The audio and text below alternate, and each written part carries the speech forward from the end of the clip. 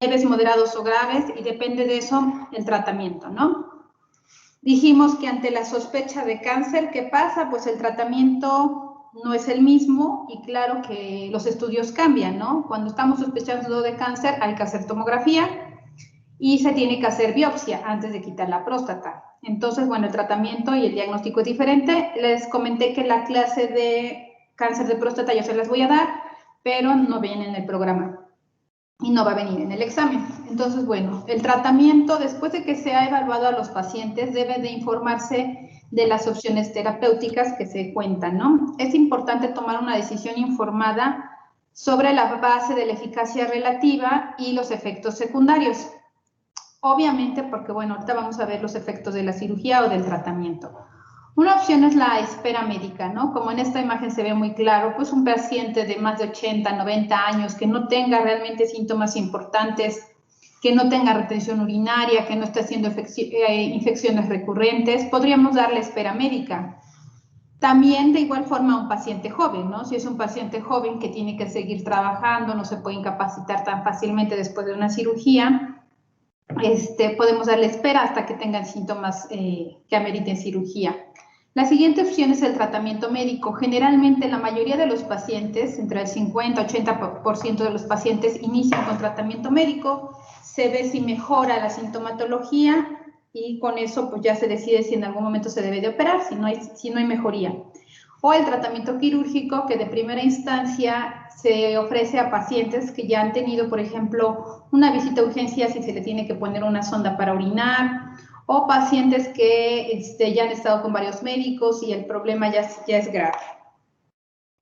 Bueno, ¿cuál sería otra indicación de tratamiento quirúrgico, aunque no está acá plasmado en el libro? Que el paciente no se apegue al tratamiento médico. Eso nos pasa mucho. O sea, hay muchos pacientes que no quieren tomar el medicamento. Van al médico y dicen que se le van a tomar y la realidad es que en casa no se lo toman porque es un tratamiento diario. Entonces no se lo toman y si no se va a pegar al tratamiento médico, la mejor opción sería hacerle el tratamiento quirúrgico. Bueno, entonces, ¿cuándo hacemos espera, no? ¿Cuándo decimos vamos a esperar sin dar tratamiento, vamos a vigilarlos? Bueno, el riesgo de progresión a complicaciones es incierto. No sabemos si vaya a pasarle algo malo a ese paciente, si vaya a tener alguna complicación. Algunos hombres tienen una mejoría o resolución espontánea de sus síntomas. A veces toman cosas naturales que aunque nosotros no somos de esa área, no somos médicos naturistas, mejoran, ¿no? Y recuerden que también existe el famoso placebo, ¿no? Que el placebo en todas las patologías tiene hasta un 15% de efectividad contra muchas enfermedades. Entonces, el placebo a veces funciona. La espera vigilante es apropiado para pacientes con síntomas leves, que tengan de 0 a 7 puntos. A los pacientes con síntomas moderados a leves también se les puede tratar de esta forma. Entonces, bueno, si a lo mejor tiene 10 puntos, podemos dejarlo así, ¿no? Con tratamiento expectante. Entonces, ¿cuál es la conducta expectante? Acá está muy bien.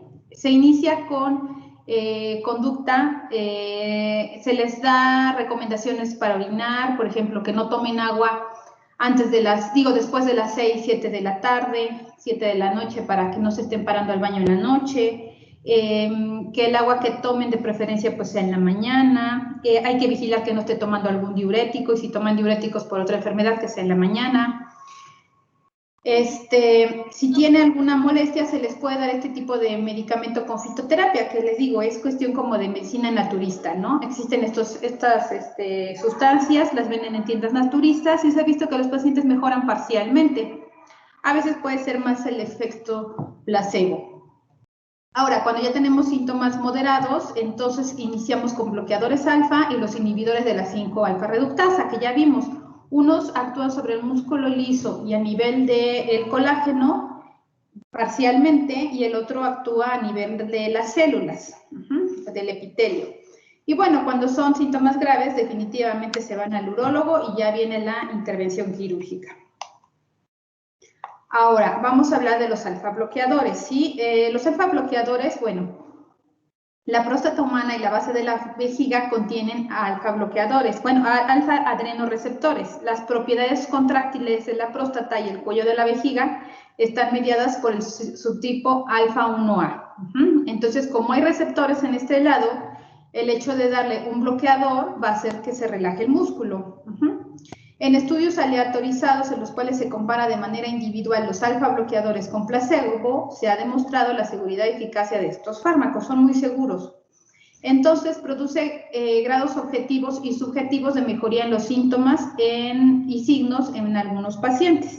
Entonces, normalmente está contraído y con esto se relaja el músculo, se relajan las fibras y mejoran bastante los pacientes, ¿sí?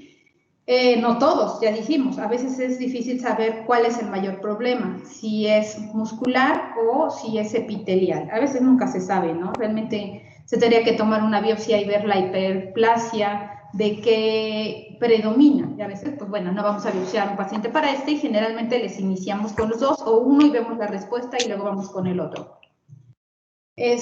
Ahora, los que más, de los que tenemos en el mercado, tenemos la fenoxibenzamina y la prazosina, que son alfa bloqueadores prototípicos no selectivos y selectivos, y bueno, casi ya no se usan, como si acá tiene un interés histórico. Tenemos los alfa bloqueadores de acción prolongada que hacen posible la dosificación una vez al día, ¿sí? Generalmente pues hay que hacer el cálculo de dosis, se supone que por kilo de peso, si tiene alguna función, la función renal o hepática dañada. Los efectos colaterales o secundarios probables son la hipotensión ortostática, el mareo, que los pacientes tengan cansancio, eyaculación retrógrada, rinitis o cefalea. Y el bloqueo selectivo de los alfa-1A receptores produce menos efectos secundarios sistémicos, es innecesario calcular la dosis y aún pueden ocurrir otros efectos secundarios como la eyaculación retrógrada. Entonces, bueno, dentro del grupo de estos, de los alfa-1, que todavía se siguen usando un poco, es la terazocina y la doxazocina. Pero bueno, lo que ahora usamos son el selectivo. Y de los selectivos tenemos la tamsulosina, la alfusocina y la silodosina. En México el que más usamos es la tamsulosina y se les da una cápsula al día, y de 0.4 de 0.8 miligramos al día. Entonces, esto es lo que se recomienda ahora, la tamsulosina. Hay que recordarlo, no es importante que se sepan los miligramos, pero sí que recuerden que solamente es una toma al día. Ahora vamos a hablar de los inhibidores de la 5-alfa reductasa. Tenemos dos, la finasterida y la dutasterida. Acá están las dosis que se dan, igual es una dosis al día, y bueno, la finasterida bloquea la conversión de testosterona en dihidrotestosterona, produce una reducción en el tamaño de la glándula, recuerden, en el epitelio y en el mejoramiento de los síntomas. Efectos secundarios poco comunes, pero puede existir: disminución de la libido, porque estamos cambiando las hormonas, menor volumen de la eyaculación y en algunos casos impotencia. Y la dutasterida tiene eficacia en el alivio de los síntomas, el menor riesgo, en menor riesgo pueden tener los pacientes retención urinaria y necesidad de cirugía. Los efectos secundarios que tenemos con estos medicamentos es disfunción eréctil, libido disminuida, ginecomastia, porque igual altera las hormonas, y trastornos de la eyaculación. Entonces son muy parecidas. Y bueno, los efectos secundarios, aunque son poco comunes, sí se podría decir que son un poquito delicados, ¿no? Porque a ningún paciente le va a gustar estar cursando con estos síntomas. Y bueno, ¿qué es lo que normalmente hacemos? Ya dijimos, es difícil saber a veces si la hiperplasia viene más del tejido o más de la célula. Entonces, se da la combinación del alfa bloqueador y del inhibidor de la 5-alfa reductasa. Los pacientes con mayores probabilidades de obtener beneficio son los que tienen un riesgo inicial de progresión muy elevado. O sea, por ejemplo, los pacientes jóvenes, que sabemos que conforme pasa el tiempo, pues va a progresar. Por lo general, los pacientes con glándulas más grandes y valores de antígeno prostático específico más elevados. Entonces, llega un paciente tal vez de 50 años, tiene una glándula demasiado grande y su antígeno está alto, son los que mejor van a responder al tratamiento médico, aunque consideraríamos que pareciera que va a tener poca respuesta, a estos pacientes les va mejor. El término se refiere, y la fitoterapia ya les dijimos, ya les comenté que es uso de plantas medicinales, y en estudios clínicos no se han encontrado beneficios superiores al placebo, como les decía, ¿no? Pero bueno, se sigue usando y muchos pacientes prefieren esto a tomar medicamento. Ahora, ¿qué pasa? Si ya decidimos que el paciente se va a operar porque los síntomas son graves o porque lleva bastante tiempo con el tratamiento médico y progresa la enfermedad o no hay mejoría clínica. Entonces, bueno, se decide operar al paciente y bueno, el gold estándar de cirugía es este, que se llama resección transuretral de la próstata, que las siglas son RTUP, así siempre se habla, ¿no? Entonces, la RTUP, bueno, acá está en inglés, pero es RTUP, es la resección transuretral de la próstata. Entonces, entra este equipo, que es como un cistoscopio, bueno, parecido, y lo que hace es cortar internamente, destapar como el conducto, ¿no? Requiere uso de anestésico intradural o general, o sea, tiene que ser bloqueo o anestesia general, se debe tener un día de estancia por lo menos para vigilar que no haya sangrado. La magnitud y la durabilidad del IPSS y la mejora del chorro urinario con esta técnica son superiores a otro tratamiento, o sea, el paciente queda prácticamente curado. Los riesgos de esta cirugía, porque bueno, que parece sencilla, que parece que no es tan invasiva, pues bueno, son eyaculación retrógrada, impotencia e incontinencia urinaria. Estas dos, pues puede ser temporal, pero la incontinencia no, a veces es definitiva, entonces el paciente pues todo el tiempo va a tener escurrimiento. ¿Qué pasa aquí? Pues no es que sea una cirugía mal hecha, sino que el paciente a lo mejor ya tiene una afección de las, ya habíamos visto, de las capas musculares porque lleva bastante tiempo con el problema. Ahora, las complicaciones en el momento de la cirugía es que no se la uretra, el hecho de tener que manipular acá la uretra prostática, pues se inflama, se puede cerrar, que se perfore la cápsula de la próstata, o sea, que se pase la resección hasta esta zona, y pues ¿qué pasa si perfora? Pues bueno, va a entrar este líquido que ponen los urólogos para abrir, que es como una agüita de glicerol, a los tejidos. Y si es grave, pues bueno, también tenemos este síndrome que se llama síndrome de resección transuretral. Como les dije, meten una solución, meten líquido para ir cortando la próstata y hirviendo, como que no pierda la visibilidad. Y el paciente absorbe este líquido y le causa hiponatremia. Entonces, el paciente, después de la cirugía, está con síntomas de hiponatremia. Ahora pasa menos porque el glicerol la verdad es que ha ayudado a que no presenten este problema. Antes porque se hacía con solución hipotónica, o sea, agua bidestilada, ¿no? Y porque tardaban bastante, o sea, una cirugía de 2 horas, estarle pasando agua, pues el paciente lo absorbe, ¿no? Ahora son cirugías más rápidas. Ahora, también tenemos otro que es la incisión transuretral de la próstata, que no es resección, sino nada más se incide, ¿no? Se realiza en pacientes con síntomas moderados a graves y que tengan una próstata pequeña. O sea, en una próstata pequeña pues no hay mucho tejido que quitar, entonces prácticamente solamente abren el conducto. Se hacen 2 cortes o uno pequeño en el cuello de la vejiga y la próstata. Alivia la presión y mejora el flujo de orina, pero no estamos resecando como tal el tejido. Casi ya no se hace, casi siempre los urólogos terminan quitando un poquito y pues ya se convierte en resección más que en incisión. Y bueno, tenemos otro que es la vaporización transuretral de la próstata, que bueno, es lo mismo que hacerlo con la técnica de resección, pero aquí usan una electrofulguración como ablación, como quemando el tejido, ¿no?